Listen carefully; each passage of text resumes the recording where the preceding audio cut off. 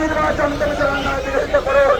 এবারে প্রথম আপনার নির্বাচন আর পশ্চিম বাংলায় যদি ভারতীয় জনতা পার্টির যে সরকার এলো সেই সরকার হয়ে দিল্লির বেঙ্গলের সরকার আর বিজেপি সরকার হয়, আপনারা এই সরকারের ওই 133টি জনহিতকর প্রকল্পের শুনেও আপনারা পাবেন।